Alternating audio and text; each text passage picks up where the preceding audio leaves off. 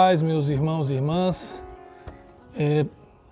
antes de darmos continuidade à nossa caminhada, a respeito do sábado através da Bíblia, restaurando o repouso sabático, eu gostaria de solicitar que, se vocês têm gostado da série, por favor, dê um like no vídeo, se inscrevam no canal e acionem o sininho, porque tudo isso não só nos ajuda, como vai também ajudar todos aqueles que buscarem, procurarem por esses vídeos. Muito obrigado. Antes de tudo, muito obrigado.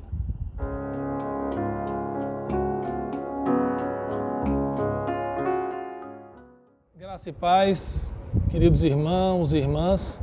Mais uma vez, pastor Luciano Barreto, pastor da Igreja Batista, Sétimo Dia em Brasília.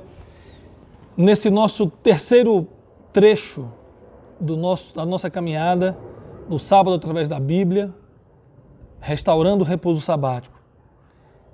Relembrando um pouco do que vimos no nosso encontro na semana passada, lembrando que o sábado foi a primeira obra de Deus que Deus fez para que o homem caminhasse nela.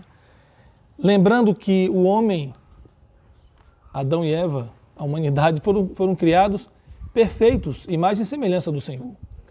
E é importante a gente dizer isso para que a gente comece a marcar alguns pressupostos e pilares. Esse mandato espiritual da relação de Deus com o homem, que começa com o sábado sagrado, nós temos que entender que nem Adão nem Eva eram judeus.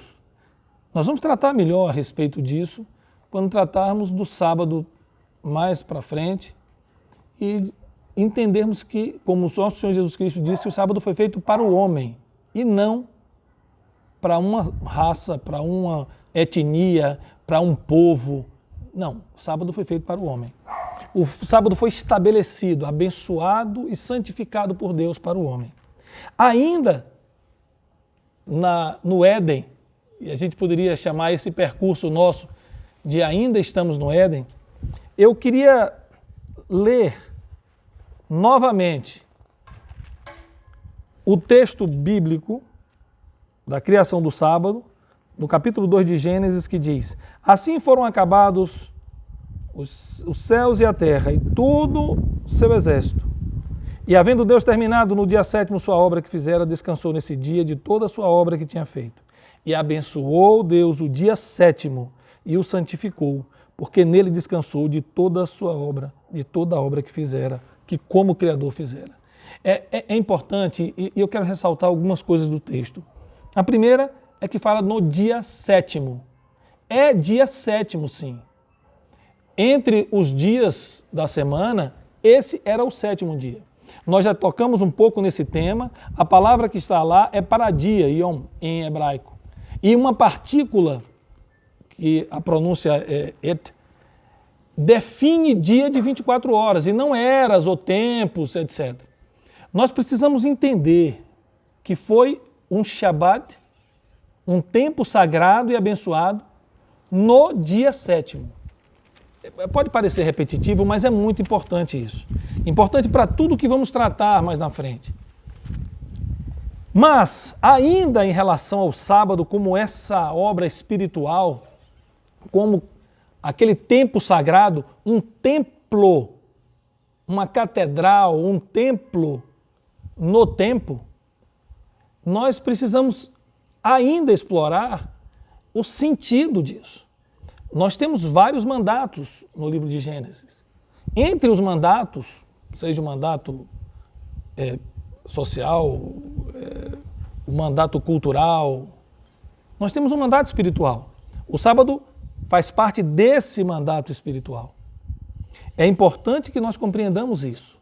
O sábado é um mandato de Deus para a humanidade, como todas as suas leis universais e absolutas e imutáveis.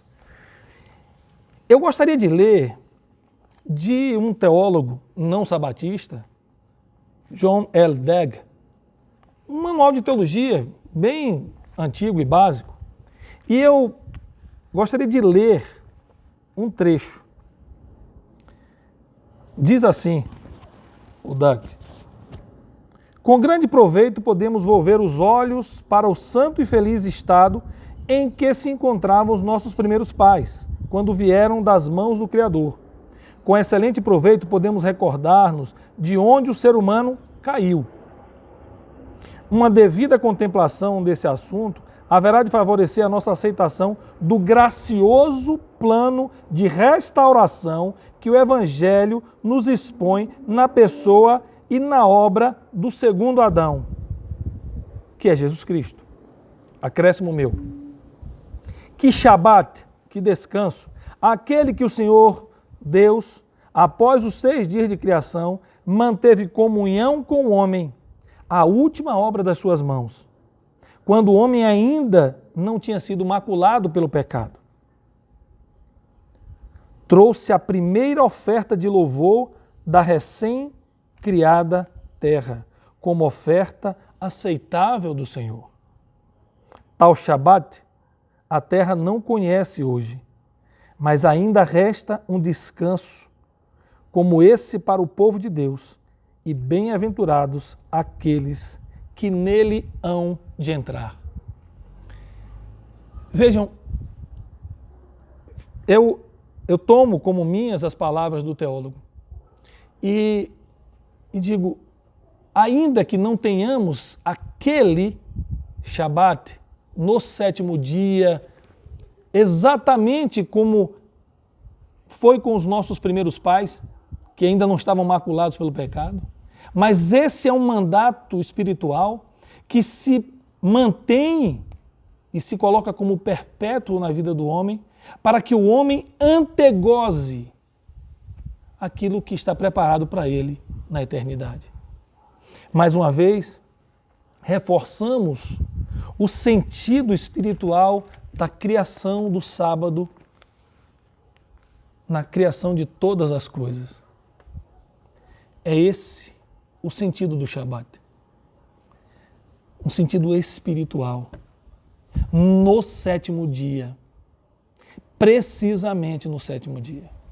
E é esse mandado espiritual que todos nós que cremos e que haveremos de gozar na eternidade em Cristo Jesus, autor e consumador da nossa fé e da nossa salvação, é que eu digo a todos, olhem para o Shabat, adentrem nesse Shabat do 7º dia, no descanso do 7º dia, com o espírito daquele que aguarda o seu Senhor a qualquer momento. Que o descanso seja o descanso da esperança, o descanso que confirma a fé de que o nosso Senhor vive, reina e voltará. Um feliz sábado a todos. Shabbat Shalom, um sábado pleno. Que Deus os abençoe.